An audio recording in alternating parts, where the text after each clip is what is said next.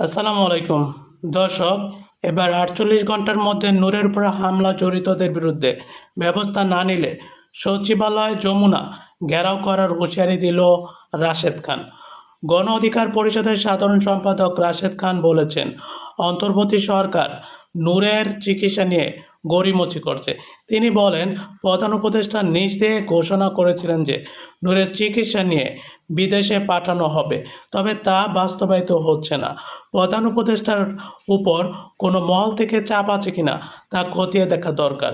তিনি বলেন, সরকারের প্রতি আহ্বান জানিয়ে নূরের চিকিৎসার জন্য সিঙ্গাপুর, লন্ডন বা জার্মানির মতো উন্নত চিকিৎসা সুবিধা নেওয়ার ব্যবস্থা করা হোক। রবিবার 14 সেপ্টেম্বর দুপুরে ঢাকা মেডিকেল কলেজ হাসপাতাল গেটে আয়োজিত সংবাদ সম্মেলনে রাশেদ খান জানান, নূরের চিকিৎসা সম্পূর্ণ না হওয়ায় আজও তার রিলিজ নেওয়া যায়নি। এ সময় তিনি বলেন, নুরুল হক নূরের উপর হামলার ফলে তার হাতের আঙ্গুল ভাঙা, চোয়াল ভাঙা এবং মাথায় আঘাত হয়েছে। তিনি এখনও শক্ত খাবার খেতে পারছেন না। গণ অধিকার পরিষদের মুখপত্র ও সিনিয়র সহসভাপতি ফারুক হাসান জানান, নূরের আজ রিলিজ নেওয়ার কথা ছিল, তবে রাতের কোনো জটিলতার কারণেই হাসপাতালে তাকে থাকতে হয়েছে। তিনি বলেন, নূরের ন্যাশনাল বোন ফ্র্যাকচারাল জটিলতা দেখা দিয়েছে। রাশেদ খান ও ফারুক হাসান সহ আরও অভিযোগ করেন, নূরের উপর হামলার সময় সেনাবাহিনী পুলিশ কিছু সদস্যর উপর হামলা চালায় তা মিডিয়া প্রকাশিত হয়েছে। তবে ভিডিও ফুটেজ থাকা সত্ত্বেও এখনও তাদের বিরুদ্ধে কোনো ব্যবস্থা নেয় নাই।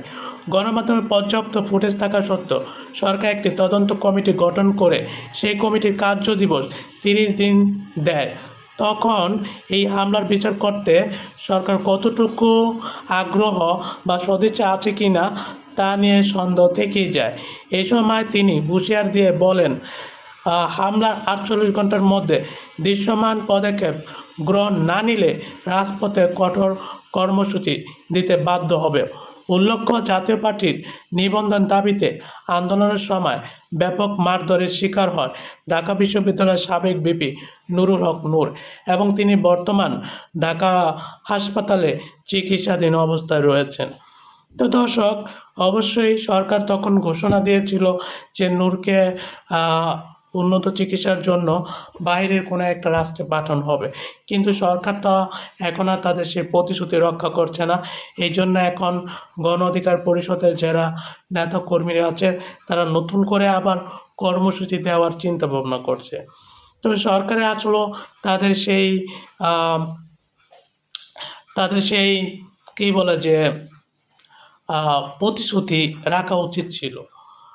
তারা যেহেতু প্রতিশ্রুতি দিয়েছিল, নূরের তখন যে অবস্থা ছিল যে তাকে আপনার নেওয়া হয়েছিল, আইসিতে নেওয়া হয়েছিল তার অবস্থা উন্নতির জন্য, যেহেতু এখনও তিনি ভালো সুস্থ হননি এবং তাকে যেভাবে অমানবিকভাবে মারা হয়েছিল, তো সেটা আসলে দেখে আমাদের সোশ্যাল মিডিয়াগুলোতে যে সমালোচনার ঝড় উঠেছিল পুলিশ এবং সেনাবাহিনীর উপরে, এবং তার উপরে যে নির্মম নির্যাতন হয়েছে সেটার প্রতি দেখে মানুষের যে তার প্রতি একটা সহানুভূতি হয়েছিল, সেই সময় সরকার তাকে উন্নত চিকিৎসা এবং তার প্রতি যাতে করে তিনি দ্রুত সুস্থ হয়ে যান সেই জন্য ব্যবস্থা নেওয়ার কথা ছিল, কিন্তু সরকার এটা এখনও নিচ্ছে না।